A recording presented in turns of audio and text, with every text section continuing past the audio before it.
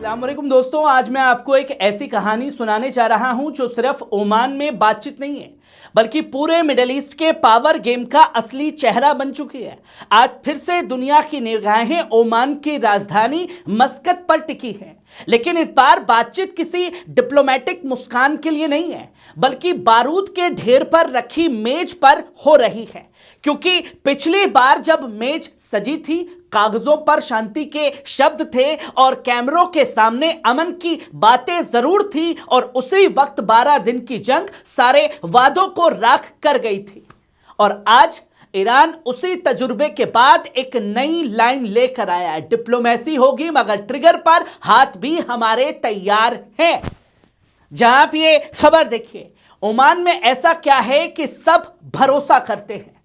सबसे पहला सवाल यही है दोस्तों, आखिर ओमान में ऐसा क्या है कि अमेरिका भी उसी दरवाजे से आता है, ईरान भी उसी दरवाजे से आता है, और कई बार वो लोग भी जो खुलकर किसी के सामने बैठ नहीं सकते, ओमान को लोग मेज ए मुज़ाकरत क्यों मानते हैं? एक ऐसी मेज जहां दुश्मन भी बिना चीखे, बिना हाथ उठाए बात कर लेते हैं। इसका जवाब समझने के लिए हमें जानना होगा 1970 में क्या हुआ। 1970 का इतिहास, 1970 सफेद इनकलाब और ओमान का नया जन्म। दोस्तों, 1970 में ओमान की तकदीर बदली। सुल्तान काबूस बिन सईद सत्ता में आए और यह सत्ता परिवर्तन बिना खून खराबे के हुआ, जिसे लोग सफेद इनकलाब कहते हैं। और हां, इस बदलाव में ब्रिटेन की सियासी और अमनी हिमायत भी शामिल थी। अब यह सवाल उठता है, ब्रिटेन के साथ क्यों दिया? क्योंकि पुराने सुल्तान दुनिया से कटे हुए थे, तरक्की के खिलाफ थे और ओमान को तन्हाई के अंधेरे में लगातार ढकेल रहे थे। और ब्रिटेन को डर था, अगर ओमान में खला पैदा हुआ तो कम्युनिस्ट तहरीकें, कौमी बगावतें और इंतहा पसंद ताकतें इस जगह को भर देंगी। और दोस्तों, यह जगह मामूली नहीं, ओमान का खाड़ी का गेट है, स्ट्रेट ऑफ हुर्मुज की चाबी है और दुनिया की ऊर्जा रगों का सबसे नाजुक नब्ज ओमान है। काबूस ने क्या बदला? ओमान को कैसे बनाया न्यूट्रल चैनल? जब काबूस ने हुकूमत संभाली तो ओमान की हालत कमजोर थी, सड़कें बेहद कम, तालीमें सीमित, इदारे कमजोर, सिस्टम बिखरा हुआ, और ऊपर से धुफार में गृह युद्ध, जिसे उस दौर में सोवियत यूनियन और चीन का सपोर्ट भी मिलता था।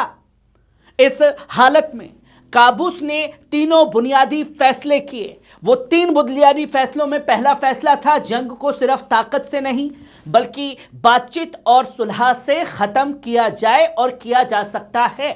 दूसरा ये कि रियासत के इदारे बनाए, मजबूत स्टेट, मजबूत सिस्टम। तीसरा ये कि एक ऐसी खारिजी सियासत बनाई जाए जिसका नारा था दुश्मन नहीं रिश्ते। यहीं से जन्म हुआ ओमान की उस पॉलिसी का जिसने उसे दुनिया का सबसे ट्रस्टेड मीडिएटर बना दिया, जो आज खास तौर पर ईरान और अमेरिका के लिए बातचीत कर रहा है। ओमान के 5 उसूल हैं जो उसे अलग बनाते हैं। दोस्तों, ओमान के वो 5 उसूल तय किए, और ये उसूल वक्त और हुक्मरानों के बदलने से नहीं बदले। दूसरा ये कि दूसरे के मामलों में दखल नहीं देना। तीसरा ये अपनी जमीन किसी के खिलाफ इस्तेमाल नहीं होने देना। चौथा ये कि मुखालिफ से भी खुले दरवाजे, वसातत में पूरी राजीदारी, अपनी भूमिका का ढोल नहीं पीटना।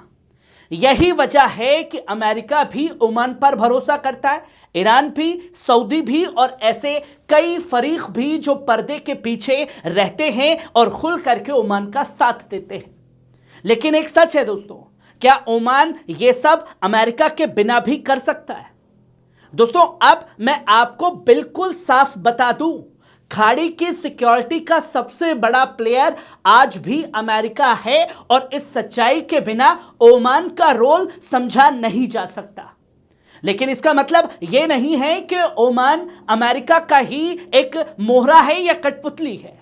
ओमान अमेरिका के साथ फौजी ताउन भी करता है, लॉजिस्टिक सहूलतें भी देता है, ताकि वॉशिंगटन को लगे ओमान यूजफुल है, रिलेबल है। क्योंकि अगर ओमान ये भी ना करे तो अमेरिका खामोशी से उसे किनारे कर देगा और किसी दूसरे मुल्क को यह रोल दे सकता है। तो क्या ओमान अमेरिकी एजेंडे पर चलता है? जिसका जवाब है नहीं, वो अपने फैसले खुद लेता है। ओमान की खासियत यही है कि वो सबकी सुनता है मगर किसी का फरीक नहीं बनता और यही कारण है कि दुनिया की सबसे बड़ी ताकत भी उसे नेचुरल चैनल की तरह इस्तेमाल करती है। अब लौटते हैं आज की बैठक पर, आज की बातचीत पर। 12 दिन की जंग के बाद ईरान बदला हुआ है।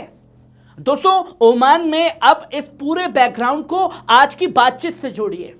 ईरान अमेरिका की यह बातचीत अब डिप्लोमेटिक रूटीन नहीं है, यह बातचीत जंग के बाद की बातचीत है। पिछली बार मेज सजी थी और उसी बीच जंग शुरू हो गई थी, 12 दिन की जंग, जो हमले किए गए।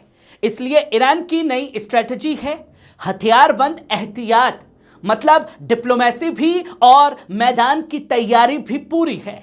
ईरान अब यह कह रहा है हम शांति चाहते हैं मगर हमें बेवकूफ समझकर फिर से वार किया गया तो जवाब भी वैसा ही होगा जो तुम्हारी नस्लें याद करेंगी। ईरान की शर्तें जीरो से नहीं, वहीं से आगे बढ़ो। ईरान का पैगाम एकदम साफ है, हम मस्कत जीरो से शुरू करने नहीं आए, हम वहीं से आगे बढ़ेंगे जहां पिछली बातचीत रुकी थी। ईरान के मुताबिक जो टेक्स्ट, जो क्लोज, जो पॉइंट पहले एग्रीड थे वो हक बन चुके हैं और ईरान यह भी कह रहा है कि 12 दिन की जंग हमारे लिए दबाव नहीं बनी बल्कि हमारे लिए मोरल और स्ट्रेटेजिक वजन बढ़ा। बातचीत खत्म हुई थी पिछले साल खासतौर पर न्यूक्लियर पॉइंट पर ही और न्यूक्लियर पॉइंट से ही बातचीत होगी। सिर्फ न्यूक्लियर, बाकी सब बाहर और यह बहुत बड़ा पॉइंट है। साफ लहजे में अमेरिका को मस्कट के अंदर आज मना कर दिया गया। ईरान ने एजेंट भी लॉक कर दिया है। सिर्फ न्यूक्लियर फाइल, मिसाइल प्रोग्राम नहीं, रीजनल पावर नहीं, डिफेंस कैपेबिलिटी पर कोई सवाल नहीं होगा। ईरान कह रहा है यह सब फंदा है जिसका मकसद ईरान को अंदर से खोखला करना है और ईरान इस बार किसी भी तरीके से खोखला नहीं है। ईरान ये चाहता है टेक्निकल, पॉलिटिकल और सॉल्यूशंस के साथ में सेक्शंस का अंत हो, तभी बातचीत आगे बढ़ाओ। डोनाल्ड ट्रंप, वरना रहने दो, जो चाहते हो वो करो। ईरान ग्रैंड डील के जाल में फंसने पर के मूड में नहीं है। इजराइल टेबल पर नहीं, मगर हर तरफ अब सबसे खतरनाक फैक्टर इजराइल बन गया है। तेहरान के मुताबिक इजराइल किसी भी डीएस्केलेशन से खुश नहीं होगा क्योंकि शांति आई तो इजराइल का प्रेशर कार्ड कमजोर होगा और साथ ही साथ इसलिए यह आशंका है कि आने वाले दिनों में कोई सॉफ्टेज, कोई सिक्योरिटी इंसिडेंट, कोई इंटेलिजेंस मूव ताकि बातचीत टूट जाए, यह इजराइल कर सकता है। और ईरान की लाइन बहुत सख्त है। अगर अमेरिका वाकई सीरियस है तो उसे अपने इस साथी को लगाम डालनी होगी, वरना भूल जाओ कोई बातचीत होगी। वहीं अंत में कॉल के साथ बंदूक, यही नया रूल है जो ईरान ने आज मेज पर सेट कर दिया। दोस्तों, आज की ईरान 2015 वाला ईरान नहीं है। आज का ईरान यह मान चुका है कि अंतर्राष्ट्रीय रिश्तों में कॉल अकेला नहीं चलता, उसकी हिफाजत के लिए बंदूक भी तैयार चाहिए। इसलिए मस्कत की यह बातचीत इतिहास लिख सकती है या फिर एक नई आग को भी जन्म दे सकती है। गेंद अब भी अमेरिका के पाले में है। डोनाल्ड ट्रंप को करना है जंग चाहिए या बातचीत। या तो वे पुरानी समझौतों को रूह को माने, हकीकी गारंटी दे और इजराइल को कंट्रोल करे, या फिर उसे तैयार रहना होगा एक नई हकीकत के लिए। अब कोई भी मुल्क आग के नीचे बैठकर बिना जवाब की ताकत के बातचीत नहीं करेगा। जो आज एक लकीर खींच दी है दोस्तों, यह मस्कत है, यहां बात होती है मगर यहां कमजोरी का सौदा नहीं होता और वही आज ईरान ने खास तौर पर टेबल पर कर दिया है। कैसी लगी खबर? कमेंट बॉक्स में आकर के अपनी राय जरूर दीजिएगा। शुक्रिया।